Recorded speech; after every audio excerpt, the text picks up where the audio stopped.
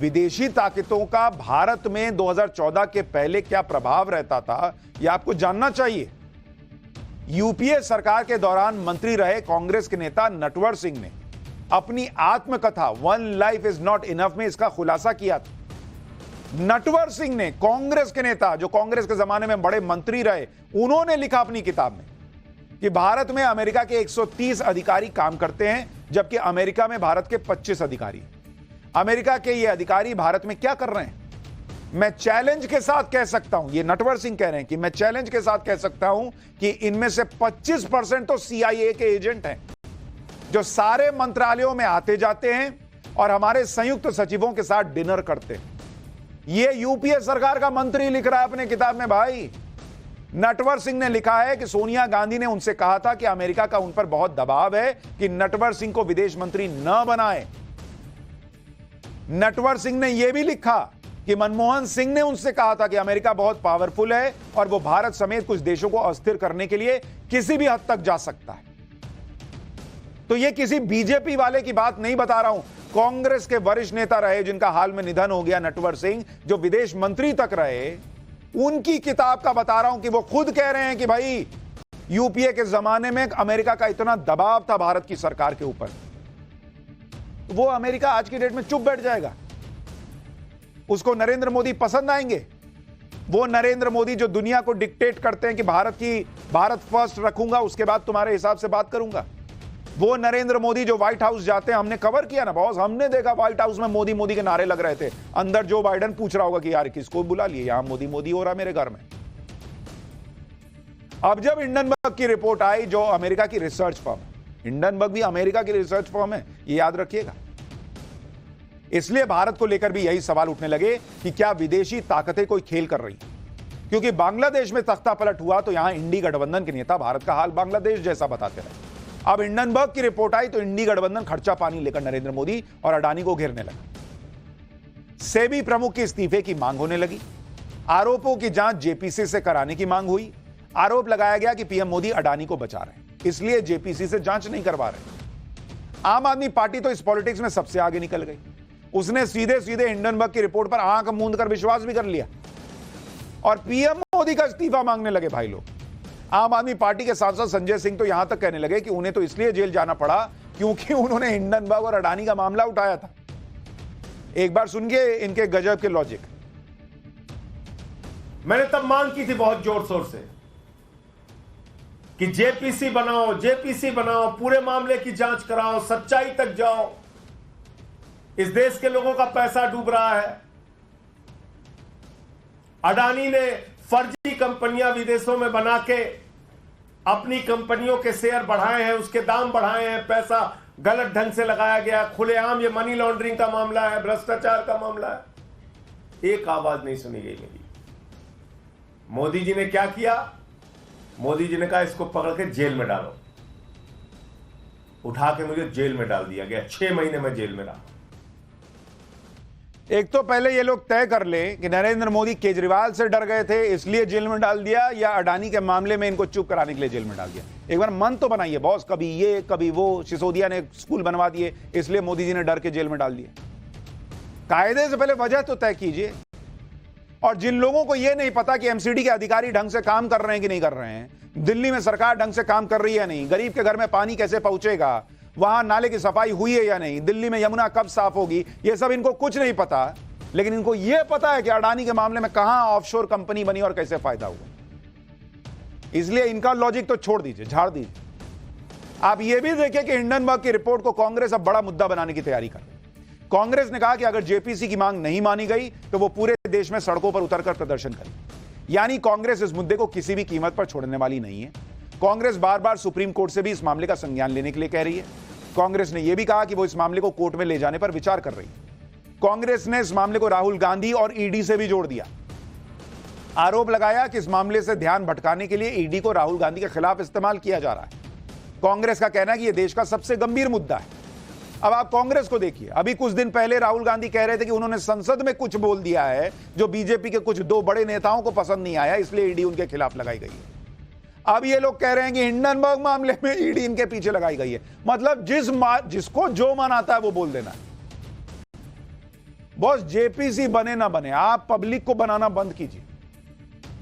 कांग्रेस इस मुद्दे को पकड़े हुए है। उधर बीजेपी ने आरोप लगाया कि कांग्रेस देश में पैनिक फैला रही है। एक बार सुनिए बीजेपी ने क्या कहा है, फिर आपको बताऊंगा कि हिंडनबर्ग की नई रिपोर्ट में आरोप लगे क्या है जिससे इतनी सनसनी फैली, और क्या इस हिंडनबर्ग पे विश्वास किया जा सकता है, उसके भी फैक्ट्स बताऊंगा। लेकिन पहले सुनिए बीजेपी। अगर भारत का स्टॉक मार्केट गड़बड़ाएगा तो स्मॉल इन्वेस्टर्स परेशान होंगे कि नहीं? आज करोड़ों की संख्या में स्मॉल इन्वेस्टर्स हैं कि नहीं? कांग्रेस पार्टी क्या चाहती है? भारत को वही कंट्रोल राज में ले आया जाए, नेहरू जी के समय वाला, जब भारत को दाने दाने के लिए परेशान होना पड़ा था कि उनकी सरकार नरसिंहा राव के प्राइम मिनिस्टरशिप में भारत को ओपन करना पड़ा था। मतलब भारत के पूरे स्टॉक मार्केट को क्रैश कराओ, छोटे इन्वेस्टर्स के पूंजी निवेश को समाप्त कराओ, भारत में कोई आर्थिक निवेश न हो विदेश का, एफआईआई और एफडीआई, वो सबको रोको, because Indian investment scenario is not a safe position. यह है इनकी सोच।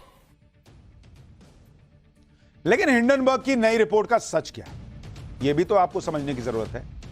दरअसल इस बार हिंडनबर्ग ने सीधे सेबी चेयरपर्सन माधवी पुरी बुच और उनके पति धवल बुच पर आरोप लगाया। हिंडनबर्ग ने कुछ दस्तावेजों का हवाला देते हुए दावा किया कि माधवी और उनके पति की अडानी ग्रुप से जुड़ी ऑफशोर कंपनी में हिस्सेदारी है। इसी वजह से सेबी अडानी ग्रुप पर एक्शन नहीं ले रहा। माधवी बुच ने इन आरोपों को निराधार और चरित्र हनन करने वाला बताया। सेबी चेयरपर्सन ने कहा कि जिस फंड का जिक्र किया गया उसे उन्होंने 2015 में लिया था, तब उनका सेबी से कोई संबंध भी नहीं था। माधवी बुच ने कहा कि भारत में अलग अलग मामलों में हिंडनबर्ग को कारण बताओ नोटिस जारी किया गया है। यह दुर्भाग्यपूर्ण है कि नोटिस का जवाब देने की बजाय उन्होंने सेबी की विश्वसनीयता पर हमला करने और सेबी चीफ के चरित्र हनन का विकल्प चुना। हिंडनबर्ग रिसर्च की रिपोर्ट का अडानी ग्रुप ने भी खंडन किया है। ग्रुप ने कहा कि हिंडनबर्ग ने अपने फायदे के लिए सार्वजनिक रूप से उपलब्ध जानकारी का गलत इस्तेमाल किया। जिस हिंडनबर्ग की रिपोर्ट पर इंडी गठबंधन में इतना तूफान आया, उस हिंडनबर्ग की हालत यह है कि जून 27 को सेबी ने हिंडनबर्ग को कारण बताओ नोटिस दिया। यह नोटिस इसलिए दिया गया क्योंकि सेबी की जांच में यह सामने आया कि अडानी ग्रुप पर हिंडनबर्ग की रिपोर्ट में निवेशकों को गुमराह किया गया। सेबी ने जांच में हिंडनबर्ग को कोड ऑफ कंडक्ट के उल्लंघन और अनफेयर ट्रेड प्रैक्टिस का दोषी पाया। हिंडनबर्ग ने सेबी को तो इस नोटिस का कोई जवाब नहीं दिया, लेकिन हिंडनबर्ग ने अपनी वेबसाइट पर जारी करते हुए सेबी के आरोपों को नॉनसेंस बता दिया। यानी खुद पर आरोप लगे तो हिंडनबर्ग अपनी सुविधा से उसे तुरंत बकवास कहकर खारिज कर देता है, लेकिन अपनी मर्जी से वो कहीं भी किसी को भी अपनी रिपोर्ट में लपेट सकता है, क्योंकि उसे पता है कि भारत में ऐसे नेता बैठे हैं जो उसका काम आसान कर देंगे, जो उसकी किसी भी रिपोर्ट को अंतिम सत्य मानकर पब्लिक के सामने पेश कर देंगे और आसमान सिर पर उठा लेंगे। यही वजह है कि बीजेपी अब आरोप लगा रही है कि हिंडनबर्ग के बहाने मोदी विरोधी टूलकिट गैंग भारत को आर्थिक रूप से अस्थिर करने की साजिश रच रहा है। सुनिए एक बार। हिंडनबर्ग में किसका इन्वेस्टमेंट है आपको मालूम है? जॉर्ज सोरोस का। यह महाशय कौन है जो भारत के खिलाफ नियमित प्रोपेगेंडा चलाते हैं? इंडिया डेमोक्रेसी नहीं है, इंडिया सेफ नहीं है, वगैरह वगैरह। और इस हद तक है कि मोदी के पूरे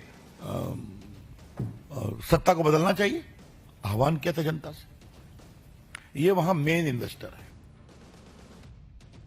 हिंडनबर्ग की रिपोर्ट पर एक्सपर्ट्स का क्या कहना है वो भी आपको बता दूं। कांग्रेस के लिए तो राहुल गांधी इकोनॉमिस्ट बन गए जो अपना एजेंडा चला रहे हैं, लेकिन वो जो एक्सपर्ट्स हैं वाकई में वो हिंडनबर्ग की रिपोर्ट पर क्या क्या कह रहे हैं देश की जनता को जानना चाहिए। भारत के पूर्व चीफ इकोनॉमिक एडवाइजर केवी सुब्रमण्यम का कहना है कि वो पिछले 20 सालों से सेबी की चीफ माधवी जी को जानते हैं। माधवी की छवि बेदाग है और उनकी सत्यनिष्ठा पर सवाल उठ ही नहीं सकता। पूरा यकीन है कि माधवी हिंडनबर्ग का एजेंडा चकनाचूर कर देगी। आर्थिक जानकार किशोर सुब्रमण्यम का कहना है कि हिंडनबर्ग की रिपोर्ट अनुमान और अटकलों पर आधारित है। इस रिपोर्ट का मकसद निवेशकों में पैनिक क्रिएट करना है। हिंडनबर्ग का मकसद शेयर बाजार में भारी गिरावट लाना और इकोनॉमी को अस्थिर करना है। इसी तरह से टैक्स कंपास कंपनी के फाउंडर अजय रोटी का कहना है कि हिंडनबर्ग खुद जिस जांच का सामना कर रहा है उससे ध्यान भटकाने की कोशिश कर रहा है। शॉर्ट सेलिंग के जरिए पैसा कमाने की हिंडनबर्ग की एक और कोशिश है। हिंडनबर्ग की रिपोर्ट का शेयर बाजार पर कोई असर नहीं पड़ा है। हिंडनबर्ग की नई रिपोर्ट को लेकर जो लोग हंगामा कर रहे हैं उनके लिए हिंडनबर्ग ने खुद ही लीगल डिस्क्लेमर दिया हुआ है। हिंडनबर्ग ने अपनी रिपोर्ट के आखिर में खुद क्या लिखा है वो आपको देखना चाहिए। भाई तुम इतने बड़े अपने आप को बता रहे हो कि खोजी पत्रकार हो, खोजी संस्था हो, और नीचे क्या लिख रहे हो? इतना बड़ा रिपोर्ट छापे और उसके नीचे छोटा सा में क्या लिखे? ये लिखता है रिपोर्ट में, सुनिए, जिस पे लोगों की नजर नहीं गई। हिंडनबर्ग अपनी रिपोर्ट के नीचे लिखता है, ये रिपोर्ट हमारी राय और खोजी टिप्पणियां हैं। टिप्पणी है, बोलो ना बॉस की प्रूफ है। फिर लिखता है कि हर पढ़ने वाला अपने हिसाब से इसकी जांच करे। फिर लिखता है कि हिंडनबर्ग की रिसर्च का इस्तेमाल अपने रिस्क पर कीजिए। क्यों भाई? बोलो दम पे कि हाँ हमने ढूंढ के निकाला है, एकदम पक्का है, जो तुम्हारा मन करे करो। नहीं, कह रहा एट योर ओन रिस्क, अपने रिस्क पर इसका इस्तेमाल कीजिए। लिखता है कि हमें जो भी जानकारी मिली है उसे वैसा ही प्रस्तुत कर दिया गया है, जिसकी कोई वारंटी नहीं है। वारंटी नहीं है, और राहुल गांधी उसको गारंटी मान के चल रहे हैं। हिंडनबर्ग रिपोर्ट में पेश तथ्यों की सटीकता, समय और पूर्णता की जिम्मेदारी भी नहीं लेता है।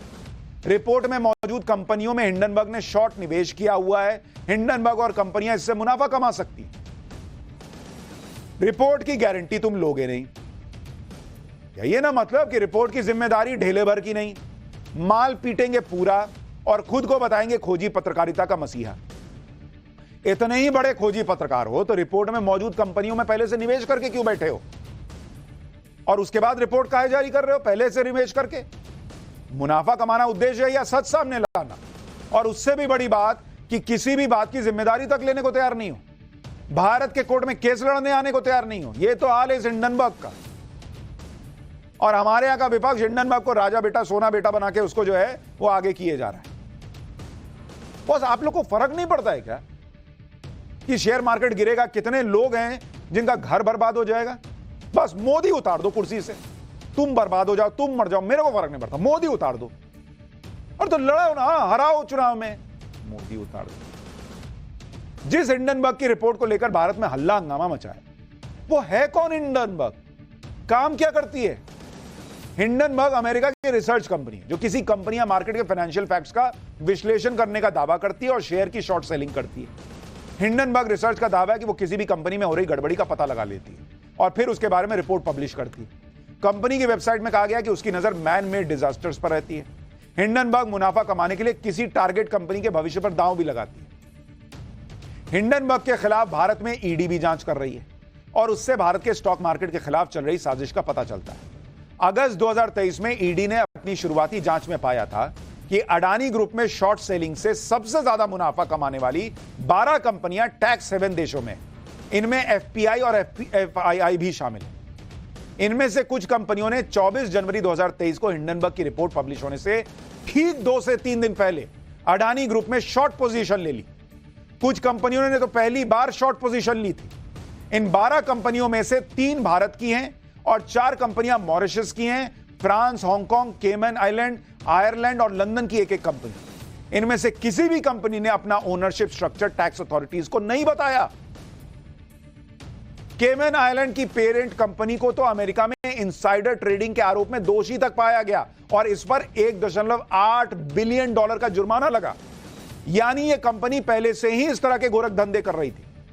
इसी केमन आइलैंड की पेरेंट कंपनी ने अडानी ग्रुप में शॉर्ट पोजीशन 20 जनवरी को ली और 23 जनवरी को कुछ और शेयर खरीदे। इसी तरह से मॉरिशस की एक कंपनी ने 10 जनवरी को पहली बार अडानी ग्रुप में शॉर्ट पोजीशन ली। यानी हिंडनबर्ग की रिपोर्ट पब्लिश होने से ठीक पहले यह सारा खेल हुआ। ईडी ने अपनी जांच में बताया कि ये कंपनियां असल मालिक की है ही नहीं, बल्कि विदेश में बैठे बड़े खिलाड़ियों की ब्रोकर है। यह जानकारी ईडी ने एक्सपर्ट कमेटी और सेबी को भी दी है। यानी जो लोग बहुत बड़े खोजी पत्रकार बन रहे हैं, खोजी संस्था बन रहे हैं, वो खुद किस हद तक गिरे हुए हैं, आपको ये सब बातें पता चलती। और जैसे ही तुमसे सवाल पूछा गया, तुमने जो है वो सवाल उठा दिए सेबी पे, बिना कोई जांच किए हुए या अपने सबूत दिए हुए। और ये वो हिंडनबर्ग है जिसमें अमेरिका में भी केस चल रहा है, ये भी आपको बता दूं। लेकिन भारत के लोग अब ऐसी चीजों को समझने लगे।